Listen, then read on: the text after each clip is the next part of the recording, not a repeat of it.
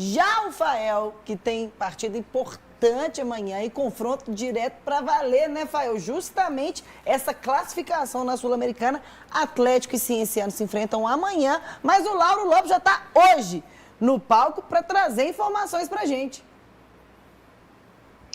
Fala, Bel, muito bom dia a você, aos amigos da bancada, a todo mundo que está ligado no Alterosa Esporte. Pois é, estou aqui na arena e pela primeira vez o Atlético terá a torcida ao lado nesta Copa Sul-Americana.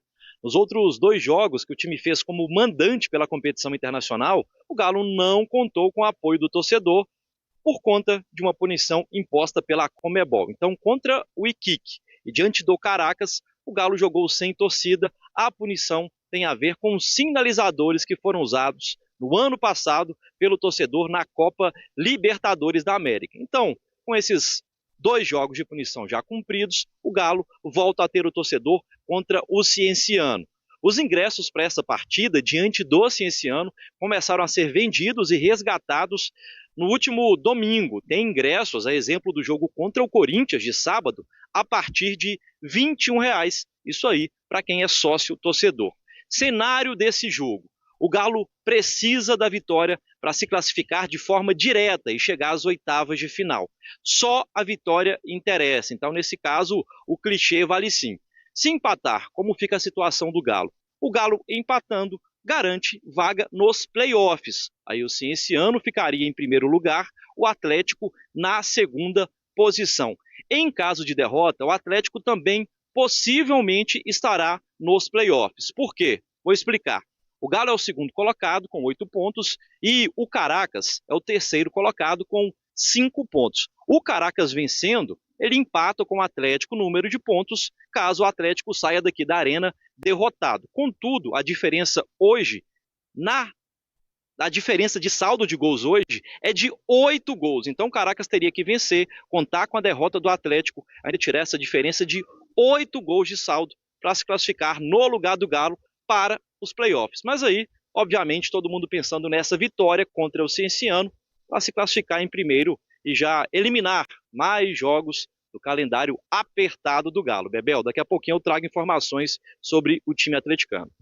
Valeu, Laurinho. É isso aí, né? E o panorama que o Lauro traçou completo aí, né, Fael? Pois é, Bel. Antes de Galo e Corinthians, eu deixei um recado para o torcedor atleticano e queria conversar mais uma vez. Historicamente, sempre que dirigente errou, sempre que as coisas não saíram como a gente imaginou, a torcida do Galo estava lá para colocar o Galo nos trilhos, para dar aquela força a mais e se destacar nacionalmente por isso, em todos os cantos do Brasil, ela foi falada por isso. A gente sabe que os resultados do final do ano não foram como a gente queria, mas o Galo foi ex-campeão mineiro agora, classificado na Copa do Brasil, está como um pezinho pelo menos nos playoffs da Sul-Americana e por mais que a campanha do brasileiro não esteja como a gente imaginou no meio de tabela ali, nós passamos por diversos problemas, principalmente de elenco, e agora a gente precisa da força do atleticano para a gente melhorar ainda mais e que nesse segundo semestre a gente embale de vez. Para isso, a gente tem que ter a principal força desse clube, a massa na arquibancada. Por isso eu queria pedir ao atleticano que tem dúvida aí, para ir para a Arena MRV, nossa média de público lá é fantástica e com a casa ficando ainda mais bonita, eu tenho certeza que vai ser uma arma para a gente subir também na tabela do brasileiro. Para isso, na Sul-Americana, casa cheia também. Mas tiveram 50 anos aí que falaram da torcida que empurrar o time, empurrou não, né? 50 anos. Ô, Gão, pois é, se passando todas as dificuldades que você está falando aí, a gente tem mais público que vocês em Campeonato Brasileiro, por exemplo, melhor média de brasileiro 10 vezes, acho que vocês conseguiram, só no ano vocês foram campeões, não, 98 acho que também vocês conseguiram. 4 vezes que vocês conseguiram melhor média de 71 até hoje. O que aconteceu então? Na fase boa vocês foram tranquilões e tal, mas não lotaram estádio, e o Galo no perrengue, já que não ganhou nada, lotou estádio, isso mostra quem é a mais fiel de Minas. Obrigado à minha torcida por esses anos que o Atlético ficou sem ganhar títulos, ganhamos Libertadores, Campeonato Brasileiro, Copa do Brasil. E se esse ano você não ganhar nada, como que fica? Segue daí, Bel. Bom, acho que eu dei uma goleada aqui, um 9-2 agora. Segue daí, Bel. Toledinho. Vamos falar do silêncio de Miguelito. Informação pra gente aí, direto do palco do jogo do Atlético amanhã. Esse sim, valendo a classificação direta aí na Sul-Americana. É isso mesmo, Bel. Estou aqui no palco, então, dessa partida, Arena MRV, e o Atlético faria o último trabalho que encerra a preparação para o jogo contra o Cienciano bem aqui. Pelo menos era a previsão do clube, estava lá no esquema da semana, né, enviado pelo Atlético para toda a imprensa e também divulgado nas redes sociais do Galo. Contudo, o estádio, mesmo sendo do Atlético, ele fica entregue à Conmebol um dia antes da partida, no dia da partida e poucas horas depois desse jogo, no outro dia. Então o Atlético não pôde fazer esse último trabalho aqui durante a tarde, às 4 horas. O trabalho que encerra a preparação para encarar o Cienciano vai acontecer na cidade do Galo. Falando sobre o time do Atlético que vai estar em campo. O Bernard ficou fora do treinamento de ontem por conta de uma virose, né? Essa virose que está passando o rodo lá na cidade do Galo.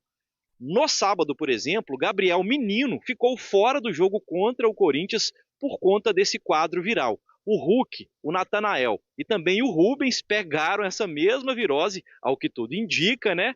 Mas não sentiram tantos sintomas e conseguiram jogar no fim de semana e vem treinando normalmente. O Bernard não deve ser nenhuma preocupação por conta desse quadro. A expectativa é que ele trabalhe hoje à tarde novamente lá no CT atleticano. Sobre o DM do Galo, continuam por lá o Coelho, o Guilherme Arana, o Cadu também e mais um jogador que agora faltou a memória aqui, mas já puxa na minha colinha, o Caio Maia. É esse que faltou, então tem 4 nomes do Atlético no departamento médico, desfalques para esse jogo diante do Cienciano. E aí é assim que o Cuca vai ter que escalar o time que vai entrar em campo amanhã, Bel. Valeu, Laurinho. Daqui a pouco, fica aí ligado. Conforme for, eu te chamo, viu? Agora, coloca a classificação do grupo aí do Atlético para o Fael comentar, Faelzinho. Pois é, Bel, o Atlético optou por poupar peças contra Iquique, contra Caracas, agora vai ter que cumprir com o papel dele vencendo o Cienciano. Da turma que está no departamento médico, o Rubens tem atendido muito bem quando joga de volante, quando joga de lateral, então o torcedor não sente muito, exceto quando o Caio Paulista está por ali.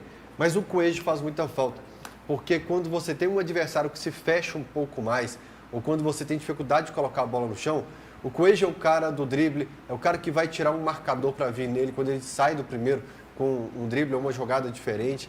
O Coelho ajuda muito quando o Atlético perde a posse de bola, nessa marcação alta. Então o atleticano sente muita falta porque sabe que o Coelho vinha sendo muito importante. Que o Cuca saiba reorganizar esse Galo para que não seja tão dependente do Coelho assim quando for preciso ir para cima do adversário. Idade tem a ver com desempenho?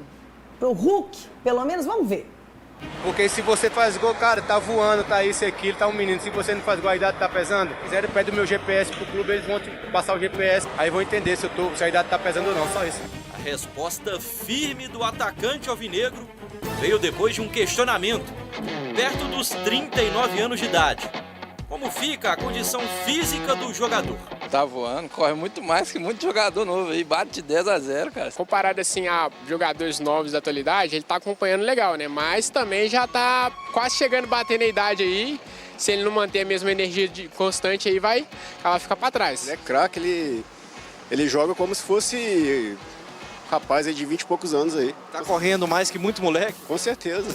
A menos de 2 meses do novo aniversário, os números mostram que Hulk segue como peça importante do ataque atleticano. Até aqui ele é o artilheiro do Galo na temporada, com 11 gols marcados. Contratado em janeiro de 2021, o jogador começou a trajetória dele no Atlético brigando pela titularidade. A vaga veio, o rendimento também. A temporada mágica do clube e dos títulos brasileiros. Da Copa do Brasil, Hulk balançou as redes 36 vezes no ano. Ao todo, ele soma 125 gols, 46 assistências em 259 partidas oficiais pelo Galo. Com 38 anos e 10 meses, Hulk é só o 4º jogador mais experiente a vestir a camisa do Atlético nas últimas 5 temporadas. Acima do atacante nessa lista aparecem Leonardo Silva, Ricardo Oliveira e Hever, por enquanto com poucos dias à frente do atual camisa 7. Com contrato até o fim de 2026, Hulk pode chegar aos 40 anos atuando pelo Galo, caso permaneça até lá. Reconhecido pelos gols e pelos cuidados com a forma física, o atacante segue acumulando números e experiências dentro do Atlético. Ele vai aposentar no Galo. Vai abrir uma porta para ele lá dentro, lá com certeza. Colocar Galo doido. É Galo doido, o que é Galo doido. Tá entregando muito, ainda acaba que, tipo assim, tem vários momentos, mas tá entregando bastante ainda. Vamos lá, números do Hulk, recordes e tudo mais, não tem o que se debater. O que era para acontecer nesse momento, 2025, era o Atlético falar assim, olha, eu vou ter um jogador que vai fazer 39 anos e eu preciso entregar peças que vão dividir o fardo do ataque ou do poder de decidir jogos com ele. Então eu sinto que o Scarpa poderia fazer isso mais, o Júnior Santos teve algumas lesões que talvez não permitiram isso. E aí você pega, quando o Coelho chegou na temporada, quando o Júnior Santos chegou, eu acho que você tem que fazer um planejamento do departamento de futebol para que você possa usufruir o máximo do Hulk e não colocá-lo em algumas vezes até lesionado, como tem acontecido, para resolver grandes problemas, desarmar a bomba. Agora a gente vê que a imprensa às vezes cobra, mas a torcida não tem esse pensamento do Hulk, não tem? O Hulk, para a torcida, para o atleticano, ele está num patamar, ô Toledo, diferenciado. É porque a gente nunca sente que má vontade dele. Não há, para ele tanto faz. Ele ama o esporte, ele ama